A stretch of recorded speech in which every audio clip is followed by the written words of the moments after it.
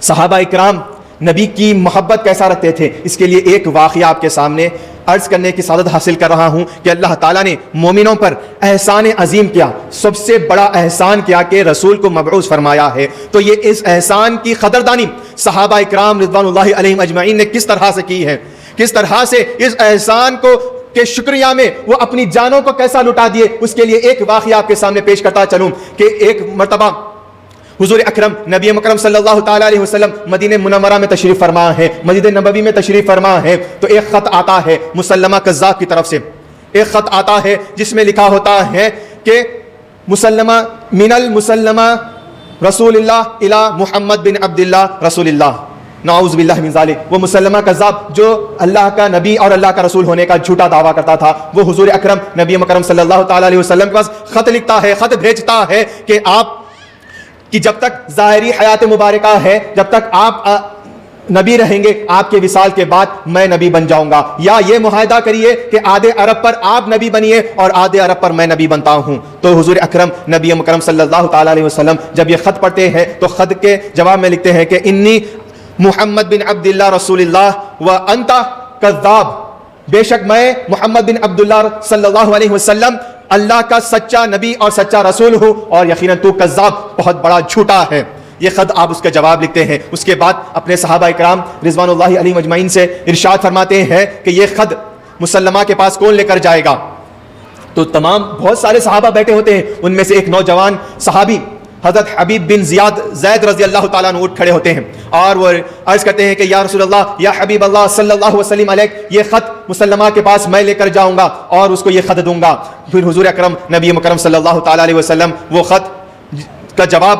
حضرت حبیب بن زید رضی اللہ تعالیٰ عنہ کو دیتے ہیں، نصیحت فرماتے ہیں اور بشارتیں دیتے آپ کو روانہ کرتے ہیں۔ جب حبیب بن زید رضی اللہ تعالیٰ عنہ مسلمہ کذاب کے پاس پہنچتے ہیں، یہ خط آپ مسلمہ کو دیتے ہیں، وہ پڑھتا ہے، آگ بگولا ہو جاتا۔ جب کذاب وہ لفظ پڑھتا ہے آگ بگولا ہو جاتا ہے۔ اس کے بعد وہ کہتا ہے کہ محمد بن عبداللہ کی بات تو رہنے دو، اے حبیب تم بتاؤ تم میرے تعلق سے کیا سمجھتے ہو، میرے تعلق سے تمہارا کیا یقین ہے، تم میرے تعلق سے کیا کہتے ہو؟ تو حضرت حبیب بن زید رضی اللہ تعالیٰ عنہ پر قربان جائیے، آپ ارشاد فرماتے ہیں کہ میں تیری بات سننے سے بہرا ہوں، میں تیری بات ہی نہیں سنتا، تو کذاب ہے۔ جب میرے نبی میرے آقا تجھے کذاب فرما دیے ہے تو دنیا کا اور اس زمین پر سب سے بڑا جھوٹا تو ہے۔ تو وہ آگ بگولا ہو جاتا، وہ غصے میں آ جاتا اور آپ کا ایک ہاتھ کاٹ دیتا۔ اس کے بعد وہ کہتا کہ اے حبیب بتاؤ کہ اب تم کیا کہو گے؟ تو وہ ارشاد فرماتے ہیں، وہ آواز بلند کہتے ہیں کہ میں تو اپنے نبی حضور اکرم نبی مکرم محمد بن عبداللہ نور من نور اللہ صلی اللہ علیہ وسلم پر ایمان لا چکا ہوں، وہی سچے اللہ کے نبی اور رسول ہے،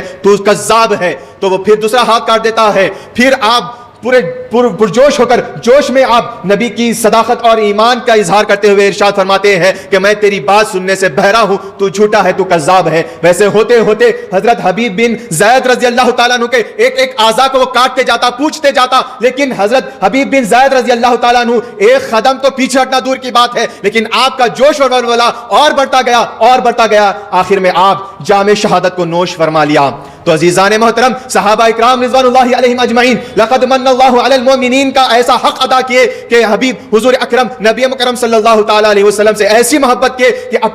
اپنے جسم کے ٹکڑے کرا دیے، لیکن ایک قدم تو دور کی بات ہے، ایک لمحے کے لیے بھی کبھی پیچھے نہیں ہٹے، ایک لمحے کے لیے ان کی محبت تھوڑی بھی کم نہیں ہوئی، اپنی جان کو قربان کر دیا حضور اکرم نبی مکرم صلی اللہ تعالیٰ علیہ وسلم کی بارگاہ میں۔